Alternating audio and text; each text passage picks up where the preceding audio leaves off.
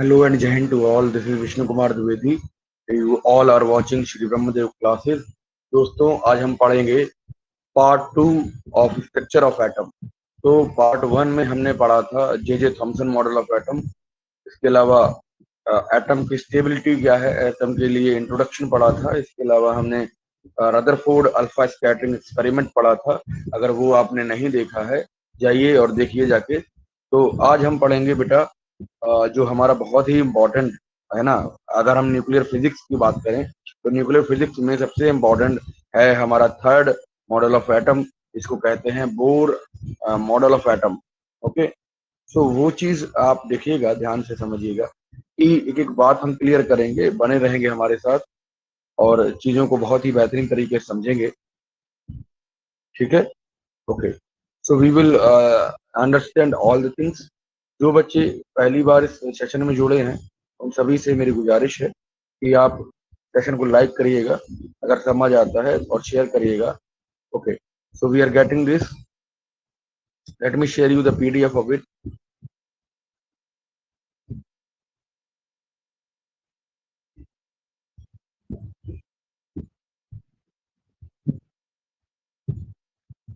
Give me a few second. Okay,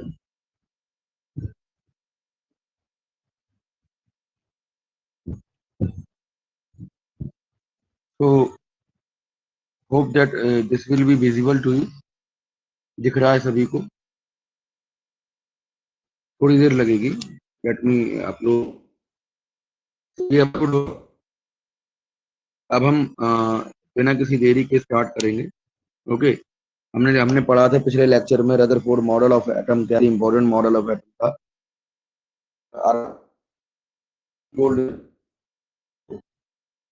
किया था sir, ठीक है। चलिए हम बात करेंगे कुछ और चीजों की। आज का टॉपिक रहेगा दोस्तों, आज का टॉपिक रहेगा कि हमारा जो बोर्स मॉम है या बोलबरी इसको कहते हैं, bore bore model of atom है। इसमें सबसे पहले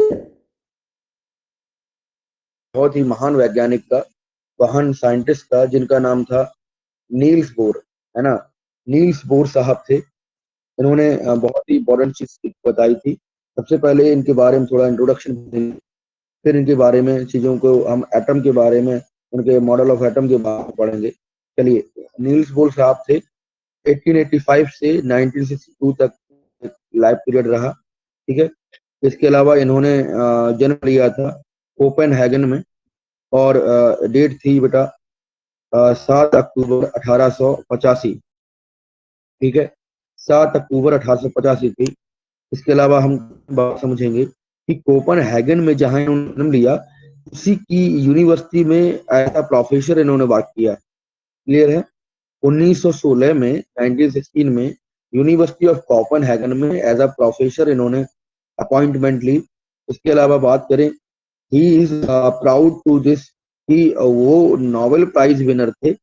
नोबेल प्राइज विनर 1922 में इनको आपके जो मतलब एटम वर्किंग पर इनको मिला था। स्ट्रक्चर ऑफ एटम के बारे में जो इन्होंने बहुत उम्दा काम किया है ना, उसको बताया, जो रदरफोर्ड साहब और हमारे जे थॉमसन साहब नहीं बता पाए, उनको इन्होंने बताया और उन्होंने स्टेबिलिटी भी बताई, है ना। बहुत डिटेल एक मॉडल तैयार किया था हमारे जो कहीं ना कहीं एटम के स्टेबिलिटी को लेकर, एटम के पूरा थ्योरेटिकल स्ट्रक्चर दिया और कहीं ना कहीं पिक्टोरियल रिप्रेजेंटेशन दिया, वैलेंसी दिया, है ना। अब हम बात करेंगे इस चीज की अपने लेक्चर के अंदर। चलिए बात करें अगर कि अमंग प्रोफेसर, है ना, बोर न्यूमरस राइटिंग, कुछ और इन्होंने अपने कीर्तिमान स्थापित किए थे, जिसमें इन्होंने 3 बुकें लिखी। वो 3 बुकें थी बेटा, फर्स्ट बुक थी the theory of spectra and atomic constitution, मतलब एटॉमिक कॉन्स्टिट्यूशन किस तरीके से होता है, एटम किससे किससे मिलकर बनता है और कैसे इसकी संरचना पर इन्होंने एक किताब लिखी थी। इसके अलावा स्पेक्ट्रा पर इन्होंने डिस्कशन किया। स्पेक्ट्रा क्या होता है? स्पेक्ट्रा होता है डिफरेंट टाइप्स ऑफ जो हमारे रंग इमिट करता है जब इलेक्ट्रॉन एक दूसरे सेल में, एक सेल से दूसरे सेल में एनर्जी लेकर जाता है। यहाँ पर जो स्पेक्ट्रम बनता है इसको भी बहुत अच्छे से डिफाइन किया था, है ना। बाल्मर सीरीज वगैरह पढ़ते हैं और एक पूरा कॉन्सिक्वेंसेस, एक पूरा सिस्टमेटिकली अरेंजमेंट जो हमने पढ़ा है उसको इन्होंने डिस्क्राइब किया अपनी किताब में। ठीक है, सेकंड बुक लिखी थी इन्होंने जिसका नाम है atomic theory. Atomic theory means atom का ही थ्योरी। तो उन्होंने अपने अपने जो भी उन्होंने मतलब स्टडी किया, कॉन्सिक्वेंसेस निकाले, उसमें उन्होंने ये चीज बताई। चलिए थर्ड वन अगर हम बात करें, third is the description of nature. Description of nature का मतलब नेचर को डिस्क्राइब किया था। बात समझ रहे हैं? चलिए एक एक करके की सभी बात। Bore model of atom, Niels Bohr अपना एक मॉडल दिया था एटम के लिए, उसको बोर मॉडल ऑफ एटम कहा जाता है। आइए बात करेंगे कि इसके लिए है in order to overcome the Rutherford साहब के जो एटम के सिनेरियो में, जो एटम के मॉडल में, या हम जो जे थॉमसन साहब नहीं बता पाए वो रदरफोर्ड साहब ने बताया। और अर्नेस्ट रदरफोर्ड ने जो ड्रॉबैक आए उसको सबसे पहले बहुत अच्छे तरीके से डिस्क्राइब किया हमारे नील्स नील्स बोर साहब ने। एक थ्योरी रखी, एटम कहा जाता है, बोर मॉडल ऑफ एटम कहा जाता है। उसकी कुछ मुख्य बातें थी। उसकी कुछ मुख्य बातें ये थी, पहला पॉइंट दिखेगा, only certain orbits known as orbit. सबसे पहले समझेंगे उन्होंने क्या क्या बातें बताई। पहला तो इन्होंने ये कहा कि पहला तो इन्होंने ये बताया कि स्टेबिलिटी ऑफ एटम किस तरीके से है। ठीक है। दूसरा बताया कि जो इलेक्ट्रॉन है वो एनर्जी सबसेल्स में यानी करते हैं। इसके अलावा वैलेंसी का कंसेप्ट दिया जो किसी और ने नहीं दिया। इसके अलावा बात करें कि कुछ और चीजें जैसे बाल्मर सीरीज है ना, इसके बाद स्पेक्ट्रा का डिस्कशन किया। और एक साइंटिस्ट जिनका नाम था चार्ल्स गरी, है ना, चार्ल्स गरी थे। ये इनके साथ मिलकर, है ना, अब फिल होते हैं, KLMN शेल्स किस तरीके से फिल होते हैं बारे में इन्होंने डिस्कशन किया, सारी चीजें बताई। चलिए बात करेंगे कि सबसे पहला इन्होंने बताया कि स्पेशल जो ऑर्बिट्स होते हैं, स्पेशल ऑर्बिट्स होते हैं जिसको हम एनर्जी सबसेल्स कहते हैं या एनर्जी सेल्स कहते हैं या सबसेल्स कहते हैं, है ना, उनको इन्होंने बताया कि सभी जो एटम उन वो वो जैसे पडिंग में बताया गया आपके एटम में क्यूबीज की तरीके से अंदर डले होंगे, ऐसा नहीं होता है। ठीक है। न्यूक्लियस है, रिवॉल्व, पर उन्होंने स्टेबिलिटी नहीं बता पाई। बट इन्होंने ये कहा कि ये जो ऑर्बिट्स हैं जो एटम के चारों तरफ है में ही इलेक्ट्रॉन में रिवॉल्व किया है दोस्तों कि यहाँ ऑर्बिट, डिस्क्रीट ऑर्बिट होता है कि ऐसी ऑर्बिट जो स्टेबल है, जो स्टेबल ऑर्बिट्स हैं और उन स्टेबल ऑर्बिट्स में नंबर ऑफ इलेक्ट्रॉन्स चक्कर लगा रहे हैं। ऑर्बिट में इलेक्ट्रॉन्स चक्कर लगाएगा जो स्टेबल होगी, जो कभी भी आ, खत्म नहीं होगी। ठीक है। होती है हर इलेक्ट्रॉन के सब सेल्स की, उसको हम ऑर्बिट कहते हैं। तो एनर्जी लेवल्स होती हैं उसकी, कुछ हमारे पास कुछ इसमें लगाता है। अब ये कैसे हैं, ये साइड होते हैं। ठीक है। दूसरी बात बताई इन्होंने कि वाइल रिवॉल्विंग इन ऑर्बिट, ये एनर्जी लेवल्स में जैसे जो इलेक्ट्रॉन है वो रिवॉल्व करें, एनर्जी को पाकर ये रेडिएट करेंगे अपनी एनर्जी, एनर्जी इमिट करेंगे। और वही जो है वो कलरिंग इफेक्ट दिखाता है जो बहुत सारे साइंटिस्ट ने, चाहे आपके स्पेक्ट्रा वाले जितने जो लोग थे, उन्होंने ये चीज बताई। ठीक है। तो उन्होंने नील्स बोर साहब ने कहा कि जब भी ये इलेक्ट्रॉन, ठीक है, डिस्क्रीट ऑर्बिट में रिवॉल्व करेगा तो ये एनर्जी रेडिएट नहीं करेगा। आप देखिएगा जब ये इलेक्ट्रॉन किसी सबसेल में, जैसे मान लीजिए पहली सबसेल में रिवॉल्व कर रहा है, तो वो उसी में वो एनर्जी को रिलीज नहीं करेगा। ठीक है, क्योंकि वो स्टेबल होगा। बट अगर हम उसको एनर्जी प्रोवाइड कर दें, वो आगे की सब सेल्स में चलता चला जाएगा। ये बात उन्होंने बताई। चलिए बात करेंगे, एक एक चीज को समझेंगे। कह रहा है कि दीज ऑर्बिट्स और shells are called energy levels. यही तो बताया था, सेल्स हैं या ऑर्बिट्स हैं, इनको हम क्या कहते हैं, एनर्जी लेवल्स कहते हैं। और ये एनर्जी जो है वो एटम के अंदर होती हैं। ये कुछ इस तरीके, let me show you the picture of it, let me show you the picture of it. Just देखिए, यहाँ पर अगर आप बात करेंगे, कुछ पिक्चर्स हैं 4.3 में। यहाँ पे आपको देखने को मिलेगा कि ये जो न्यूक्लियस है, न्यूक्लियस है, और न्यूक्लियस के चारों तरफ आपको गोल घेरे दिख रहे हैं, गोल घेरे हैं, यही एनर्जी लेवल्स हैं। क्या है बेटा, एनर्जी लेवल्स हैं। ठीक है, और यही एनर्जी लेवल्स कहलाते हैं डिस्क्रीट लेवल या एनर्जी सब सेल्स। बात समझ रहे हैं? अब ये सेल जो है, सेल जो होता है वो हम KLMN इस तरीके से डिस्ट्रीब्यूट करते हैं। क्या इनका इनका इन्होंने बताया कि ये जो एनर्जी लेवल्स हैं ये KLMN से दर्शाए जाएंगे। दीज ऑर्बिट्स आर और shells are represented by these letters, and वहां पर जो नंबर ऑफ इलेक्ट्रॉन्स होंगे वो यहाँ पे बात करेंगे कि 1 2 3 एंड 4 के जो है नंबर ऑफ जो यहाँ पर आपके सबसेल्स होंगे जो ऑर्बिट्स किए जाएंगे, उनके बारे में बात करी थी। ठीक है, अब हम बात करें, अगर समझें चीजों को समझें तो आप ये समझिए, हाउ इलेक्ट्रॉन्स डिस्ट्रीब्यूटेड। इलेक्ट्रॉन्स जो हैं यहाँ पे इन्होंने कह तो दिया कि जो चीजें इस तरीके से रिवॉल्व करेंगी, इलेक्ट्रॉन से इसमें रिवॉल्व करेगा। अब ये रिवॉल्वेशन होता कैसे है, तो यहाँ पे आप समझिए, how the electrons distributed in these different orbits और सेल्स। तो सबसे पहला आप देखिएगा, डिस्ट्रीब्यूशन का जो श्रेय जाता है, इलेक्ट्रॉन्स किस तरीके से सब सेल्स में डिस्ट्रीब्यूट होते हैं, तो दोनों को जाता है। हमारे नील बोर साहब को भी जाता है और जो चार्ल्स बरी हैं उनको भी जाता है। आप देखिएगा, इसको समझिएगा। सबसे कुछ पॉइंट बताए इन्होंने, है ना, कुछ पॉइंट्स बताए, और बरी साहब और जो बोर साहब हैं उनको कुछ चीजें दी कि नंबर ऑफ इलेक्ट्रॉन्स जो रिवॉल्व करेंगे एनर्जी लेवल्स में, उनका कुछ सिनेरियो होगा।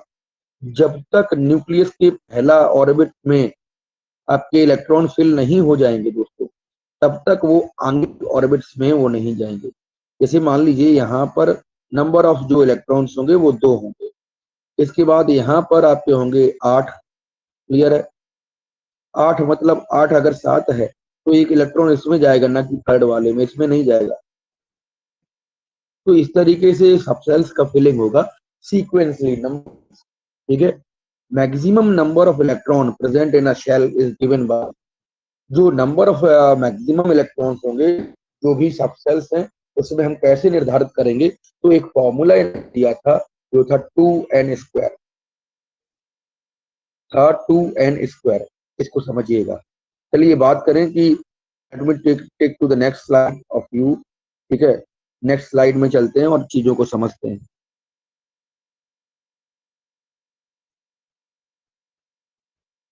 Okay, our next slide. In this slide we have to some formula, है ना। in this formula we can say this कि 2n² के फॉर्मुलेशन से ये जो सब सेल्स हैं वो भरी जाएंगी। आप समझ पा रहे हैं इस चीजों को? वेयर ऑर्बिट नंबर, n जो है वो ऑर्बिट नंबर है, और ऑर्बिट नंबर का मतलब नंबर है 1 2 3 इस तरीके से 4 5 अप टू सो ऑन। ठीक है, और इसी को हम क्या कहते हैं, एनर्जी लेवल इंडेक्स भी कहते हैं। कभी कभी ये क्वेश्चन ले जाते हैं। सो न्यूक्लियर फिजिक्स का ये दमदार लेक्चर है बेटा, और इसको देखिए। जब तक अभी तक समझ आया हो तो एक लाइक जरूर करिए। चलिए बात करें, ये 1 2 3 4 इस तरीके से जाए, बट अगर बात करें है मैक्सिमम नंबर ऑफ जो इलेक्ट्रॉन है वो डिफरेंट होंगे। ठीक है, ए में अलग होगा, एल में अलग होगा, एम में अलग होगा, एन में अलग होगा। तो जब 2n² फॉर्मूला दे दिया है, यूज करके समझेंगे। 2 की जगह पे 1 रखेंगे तो क्या आएगा, जो यहाँ की वैल्यू आएगी 2 आएगी।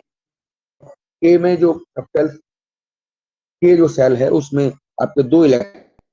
ठीक है, शेल के भीतर सब सेल होती है, ये भी बात समझेंगे। बात करें कि एल जो सेल है, एल शेल है, उस फॉर्मूला लगाएंगे, एन के जगह 2 रखेंगे इस बार, तो 2 रखने पर आपका जो नंबर ऑफ आएंगे, टोटल नंबर ऑफ इलेक्ट्रॉन, वो 8 आएंगे। ठीक है, इसी तरीके रखेंगे, 3 का स्क्वायर करेंगे, 9 इंटू 2 इट इज 18। ठीक है, सो एन 32, एन में कितने नंबर ऑफ इलेक्ट्रॉन होंगे, वो 32 होंगे। जैसा कि 4 का स्क्वायर करेंगे और 2 का मल्टीप्लाई करेंगे तो 32 आएगा। तरीके से ये चलता चला जाएगा, A L M N O, इस तरीके से चलता। अगर बात करें कुछ और चीजों की, तो पॉइंट नंबर 3 कह रहा है, आप देखिए, पॉइंट नंबर 3 कह रहा है कि मैक्सिमम नंबर ऑफ इलेक्ट्रॉन, ठीक है, एक सबसे ज्यादा इलेक्ट्रॉन कितने हो सकते हैं, वो 8 हो सकते हैं। केवल केवल जो के को छोड़कर, के अनलेस फर्स्ट एनर्जी लेवल, वहां पर केवल 2 रहेंगे, और 2 के ऊपर जब जाएंगे तो मैक्सिमम होंगे 8। आप समझ रहे हैं, इसको ऑक्टेट रूल भी कहा जाता है। जब तक हम ऑक्टेट पूरा कंप्लीट नहीं करते हैं, ठीक है, तब तक वो किसी में नहीं जाएगा। ठीक है, बात समझे। थर्ड में कह रहा है, इलेक्ट्रॉन्स आर नॉट अकोमोडेट। ठीक है, मतलब एक इलेक्ट्रॉन किसी में तब तक नहीं जाएगा जब तक उसकी पहली सबसेल्स, जो इनर सबसेल्स हैं, फिल नहीं होती। ये फिलिंग, इलेक्ट्रॉन की जो फिलिंग है, वो स्टेप कैसी होती है, स्टेप वाइज मैनर में होती है, ये आप समझिए।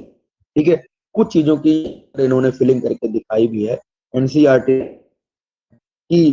कुछ चीजें जैसे मान लीजिए फर्स्ट 18 जो यहाँ पर इलेक्ट्रॉन है, या 18 जो एलिमेंट हैं, उसकी वैलेंसी के हिसाब से इन्होंने बातें बताई कि सबसे पहले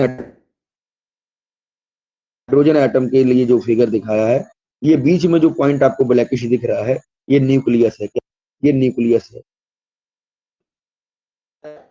यानी कि जो जो आपके ऑर्बिट्स दिए गए हैं, उस ऑर्बिट्स में आपको जो ब्लैक डॉट्स दिख रहे हैं, नंबर ऑफ इलेक्ट्रॉन है। हाइड्रोजन का एटॉमिक नंबर 1 होता है, तो इसका नंबर ऑफ इलेक्ट्रॉन जो होंगे, वैलेंस इलेक्ट्रॉन एक ही रहेगा, एक ही इलेक्ट्रॉन रिवॉल्व करेगा अराउंड द न्यूक्लियस। ठीक है, इसके बाद आती है लिथियम की बात, नहीं, हीलियम की बात। हीलियम के लिए 2 होते हैं, तो 2 ही नंबर ऑफ इलेक्ट्रॉन इसमें रिवॉल्व करेंगे, ये स्टेबल होगा। हीलियम बेटा 18 ग्रुप की एलिमेंट है, तो ये गैस है एक तरीके, ये होते हैं, ये नॉन रिएक्टिव होते हैं क्योंकि इनके ऑक्टेट कंप्लीट रहते हैं। की वजह से अगर हम बात करें, देखो ध्यान से समझेंगे कि में कितने हैं, 3 3 6 2 8, तो ये भी स्टेबल है। इसी तरीके से अर्गन भी स्टेबल है। आप देखिए सभी में कितने कितने इलेक्ट्रॉन हैं, आप देखिए अर्गन में 8 8 इलेक्ट्रॉन है कि नहीं। तो इन बातों को समझिएगा कि सभी स्टेबल जो 18 ग्रुप के एलिमेंट हैं, वो होते हैं, नॉन रिएक्टिव होते हैं, किसी से रिएक्ट नहीं करते। कुछ चीजों को और समझेंगे, जैसे लिथियम है, लिथियम का जो जो आपका वैलेंसी है वो 1 है, क्योंकि इसमें लास्ट ऑर्बिट, वैलेंसी का मतलब होता है हम कितने इलेक्ट्रॉन यानी वो इलेक्ट्रॉन इसकी वैलेंसी हो जाएगी, वो नंबर इसका बैलेंसी हो जाएगा। में 2 है, ठीक है, 2 है, नीचे अंदर का तो सबसेल भर गया है, ऊपर में 2 है, तो इसका बैलेंस ही 2 हो जाएगा। इस तरीके से सारे जो एलिमेंट दिया गए हैं, वहां पे आप बैलेंसेस का चेक कर सकते हो। इसका हमारे किस तरीके से सबसेल फिल होंगे, वो आप देख सकते हो, प्रैक्टिस कर सकते हो घर पे। ठीक है, ये स्कीमेटिक डायग्राम था जो आपको 18 एलिमेंट के स्ट्रक्चर, एटॉमिक स्ट्रक्चर को दिखाया इन्होंने। अब हम बात करेंगे कि सर ये बैट क्या होती है। ठीक है, इसके अलावा कुछ क्वेश्चंस यहाँ पे दिए गए हैं, देखो ध्यान से।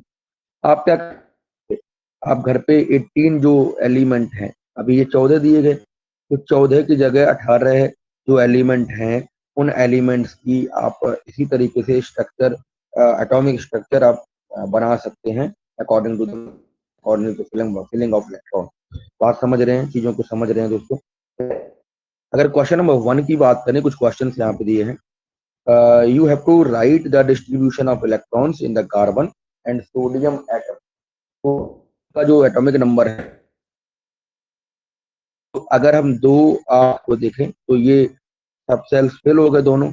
अब बचा कितना, एक इलेक्ट्रॉन, तो इसकी वैलेंसी एक हो जाती है। आप इस तरीके से इसको अरेंज कर सकते हो अकॉर्डिंग टू द के एल एम। तो के एल एम, एम तक भरेगा, एक लगेगा, इसकी वैलेंसी 1 हो जाएगी, और इस तरीके से हम इसका डिस्ट्रीब्यूशन बना सकते हैं। अगर बात करें कार्बन की, तो कार्बन का जो एटॉमिक नंबर होता है बेटा,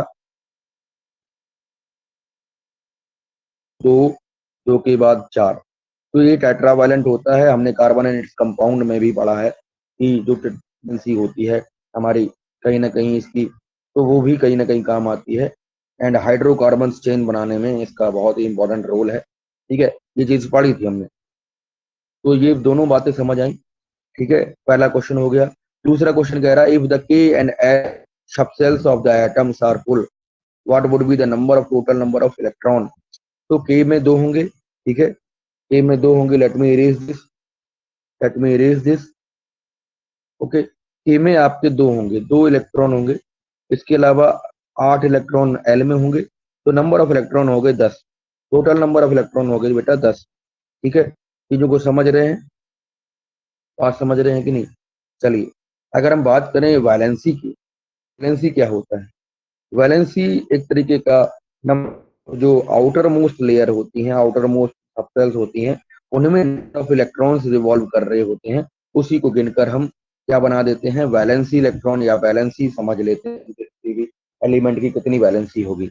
आइए समझते हैं, कह रहा है कि जितने भी डिफरेंट शेल्स हैं उनमें इलेक्ट्रॉन भरे जाएं। ठीक है, अब जो लास्ट से वैलेंसी इलेक्ट्रॉन होंगे, वो लास्ट सेल में कितने इलेक्ट्रॉन बचे हैं, वो उसकी वैलेंसी हो जाती है। जो बोर बड़ी स्कीम है, बोर बड़ी मॉडल है, उसमें वैलेंसी के बारे में बहुत सारी चर्चा करी गई है। इसकी अभी हम कुछ चीजों को देखेंगे भी कि इसके एक ग्रुप 18 तक के, मतलब 18 एटॉमिक नंबर तक के आपको इलेक्ट्रॉन का सब सेल्स दिखेंगे, फिलिंग दिखेगा। ठीक है, बने रहेंगे हमारे साथ, जाएंगे कहीं नहीं बेटा। चलिए, अगर हम बात करें कि 8 मैक्सिमम इलेक्ट्रॉन्स होते हैं, है ना, तो ऑक्टेट कंप्लीट हो जाता है दोस्तों। इसके अलावा 8 इलेक्ट्रॉन जब भरेंगे आउटर मोस्ट सबसेल में, कुछ चीजों को यहाँ देखिएगा, जिनके पास कम इलेक्ट्रॉन होते हैं, ज्यादा इलेक्ट्रॉन होते हैं, तो they will lose the electron और gain the electron to to make it, है ना, to make the compound stable. ठीक है, तो कंपाउंड बना लेते हैं शेयरिंग ऑफ इलेक्ट्रॉन की वजह से। ठीक है, इन सभी बातों को आप समझिएगा। इनर्ट गैसेज होती हैं, वो कभी भी किसी के साथ रिएक्ट नहीं करती, कंबाइनिंग कैपेसिटी इनकी 0 होती है, क्योंकि ये नंबर ऑफ इलेक्ट्रॉन जो होते हैं वो फुलफिल होते हैं इनके अंदर। ठीक है, चीजों को बढ़िया तरीके से सीख पाए। चलिए, let me show the picture of it, let me show you the picture of it. कुछ चीजें हैं, जैसे यहाँ पर आप देखिए, टेबल 4.1 में आपको पहले 18 इलेक्ट्रॉन्स की इलेक्ट्रॉन डिस्ट्रीब्यूशन दिखाया गया है ना, इलेक्ट्रॉनिक कॉन्फ़िगरेशन कह सकते हैं इसको। और इलेक्ट्रॉनिक कॉन्फ़िगरेशन में सबसे पहले हाइड्रोजन है, तो यहाँ पर एटॉमिक नंबर इसका 1 है। ठीक है, नंबर ऑफ प्रोटॉन 1 रहेंगे, नंबर ऑफ न्यूट्रॉन 0 रहेंगे, है ना। इलेक्ट्रॉन और प्रोटॉन बराबर है, 1 1 होंगे। तो के मतलब इलेक्ट्रॉन किस में जाएगा, के में जाएगा, दो एक ही होगा, इसकी वैलेंसी 1 हो जाएगी। ठीक है, हीलियम में इसका ऑक्टेट कंप्लीट है, तो इसका वैलेंसी 0 होगा। क्लियर।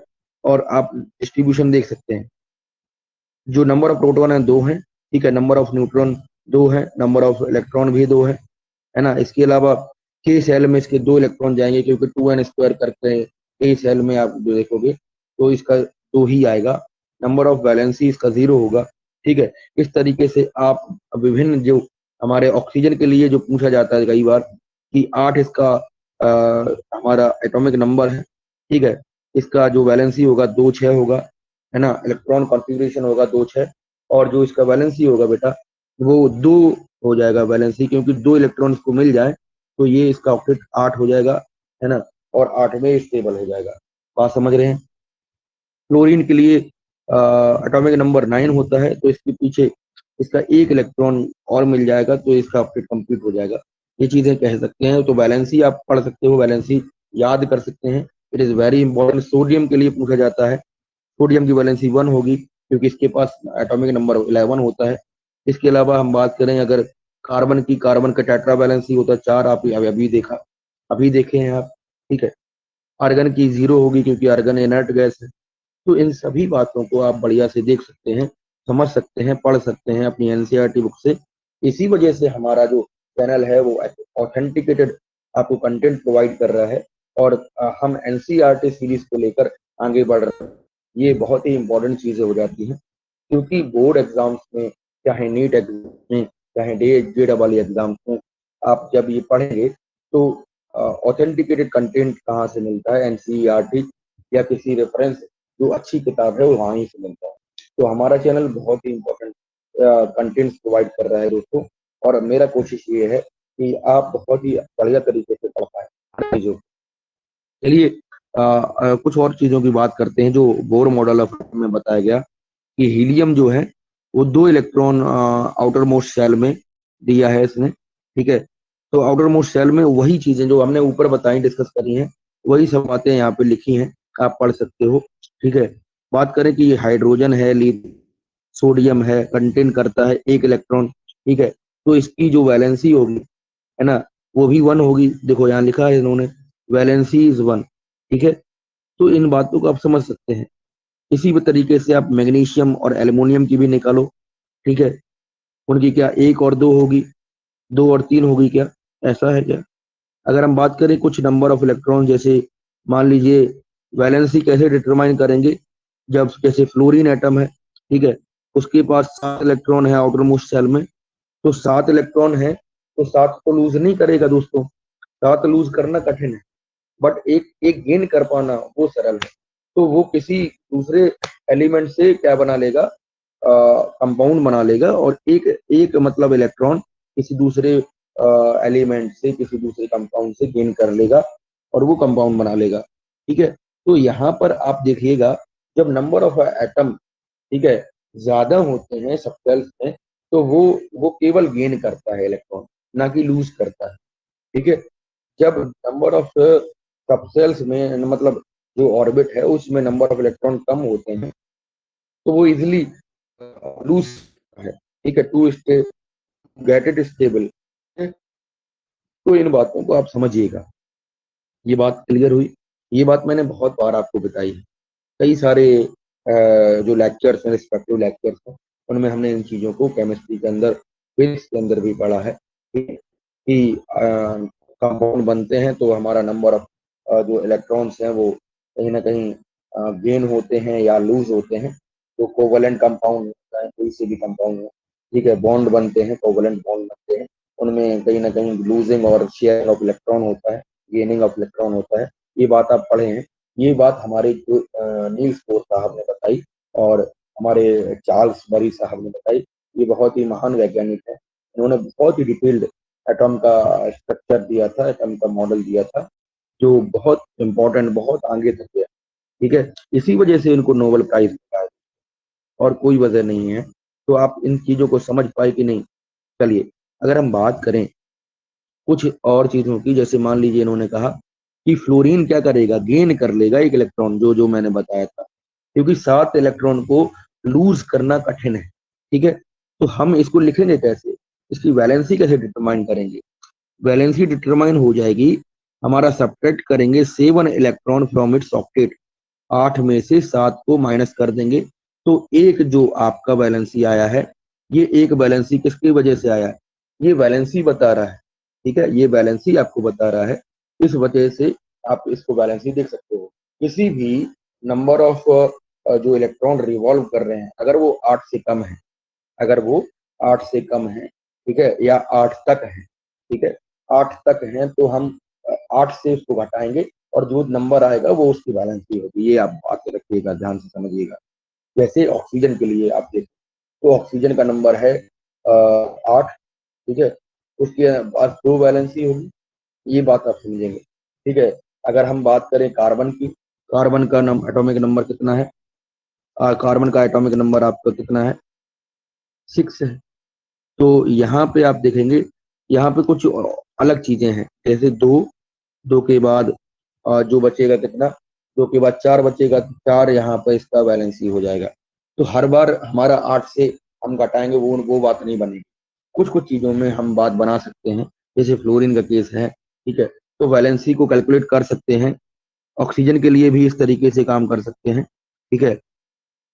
देयरफॉर एन एटम, यहाँ पे कुछ चीजें कंक्लूजन निकल के आया कि एटम जो है वो क्या करेगा, वो कंबाइनिंग कैपेसिटी पे डिपेंड करेगा।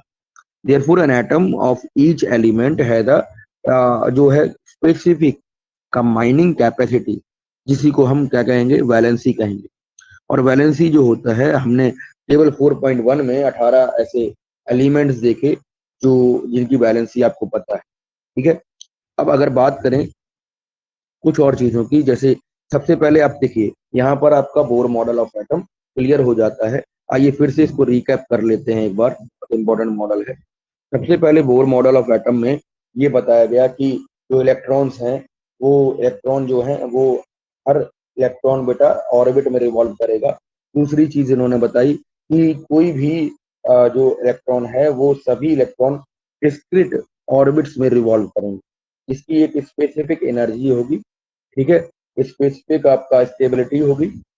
तो इस तरीके से वो कोई भी जो इलेक्ट्रॉन रिवॉल्व कर रहा होगा वो कभी भी किसी दूसरे एनर्जी लेवल में नहीं जाएगा जब तक कोई एक्स्ट्रा एनर्जी इसको प्रोवाइड नहीं होती है, ठीक है।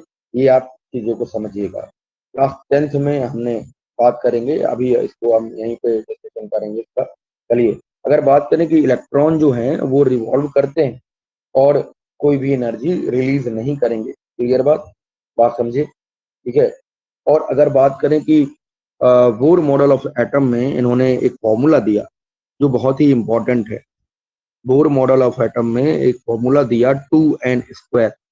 क्या दिया बेटा, 2n²। जो 2n² है, ये नंबर ऑफ इलेक्ट्रॉन किस तरीके से फिल होंगे हमारे चारों सेल्स में वो बताता है कि 2, 8, 18 और 32, ठीक है। 2, 8, 18 और 32 इस तरीके से नंबर्स में हमारे यहाँ पे अरेंज होंगे, क्लियर। ये बहुत ही इंपॉर्टेंट मॉडल ऑफ एटम रहा, ठीक है। अगर बात करें कुछ और चीजों की, कह रहा है कि जो वरी साहब थे, जिनका नाम था क्लार्क वली नहीं चार्ल्स वरी जो थे, उन्होंने वैलेंसी का कंसेप्ट दिया और उन्होंने बोर साहब से मिलकर ये बताया कि distribution of different orbits, electron का डिस्ट्रीब्यूशन डिफरेंट डिफरेंट ऑर्बिट्स में या शेल्स में किस तरीके से होगा। ये बहुत ही इंपॉर्टेंट है, ये इसको आप मतलब स्क्रीनशॉट ले सकते हैं, ठीक है। ये इस तरीके से फिलिंग होगी। एन को कहते हैं हम, एन को कहते हैं नंबर ऑफ इलेक्ट्रॉन्स, इस तरीके से ऑर्बिट कहते हैं। ये बातें आपको क्लियर हो गई होंगी, ठीक है। एक बात और कही इन्होंने कि जब तक कोई भी इलेक्ट्रॉन आगे नहीं जाएगा किसी दूसरे ऑर्बिट में, जब तक कि पहली ऑर्बिट फुलफिल नहीं हो जाती। One of the most important point of bore model of atom, ठीक है। 1922 में, ठीक है, 1922 में इनको इस वजह से नोबेल पुरस्कार भी मिला। देखो दोस्तों, ये बहुत ही इंपॉर्टेंट आपका पूरा मॉडल ऑफ एटम हो जाता है। यहाँ पे हमने कुछ क्वेश्चन भी डिस्कशन किए। हमने इलेक्ट्रॉन के जो फिलिंग है ना ऑर्बिट में, या फिर हमारे स्ट्रक्चर ऑफ एटम में, ऑर्बिट मॉडल ऑफ एटम में, ये हमने यहाँ पे डिस्कशन किया। इसके अलावा बात करें, हमारे एक टेबल है, इसके अंदर टेबल में नंबर ऑफ जो एटम है, नंबर ऑफ इलेक्ट्रॉन है, नंबर ऑफ प्रोटॉन है, इलेक्ट्रॉन है, ये डिस्ट्रीब्यूशन के एलिमेंट सेल में किस तरीके से होता है सेल में, है ना। वैलेंसी जो है, वैलेंसी किस तरीके से हमने अरेंज किया है यहाँ पे, आप इसको याद कर सकते हो। ये न्यूमेरिकल्स में आपको बहुत ही जरूरी होगा, इम्पोर्टेंट होगा। इस तरीके से हमने बात करी है, ठीक है। इसके अलावा बात करी कि जो नंबर ऑफ जो वैलेंसी है वो अगर ज्यादा है, ठीक है, तो नंबर ऑफ वैलेंसी अगर ज्यादा है तो उस केस में हम लूज नहीं कर सकते इलेक्ट्रॉन, हम गेन ही करेंगे, ठीक है, हम गेन ही करेंगे। और जब नंबर ऑफ इलेक्ट्रॉन कम होते हैं तो वहां पर आप लूज कर सकते हैं, जैसा कि अगर हम बात करें इसमें सोडियम के केस में है, ठीक है। सोडियम के केस के अलावा हमारा क्लोरीन के केस में है, ठीक है, ऑक्सीजन के केस में है, ठीक, क्लोरीन के केस में है, आप देख सकते हैं।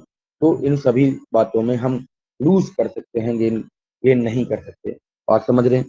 तो ये था आज का एक लेक्चर, बहुत ही इंपॉर्टेंट लेक्चर था बेटा बोर मॉडल ऑफ एटम में। कोशिश मेरी ये है कि आपको ये समझ आया होगा। अगर आपको ये पसंद आया है आपको सारी चीजें समझ आई हैं तो एक कमेंट प्यार भरा जरूर करिएगा।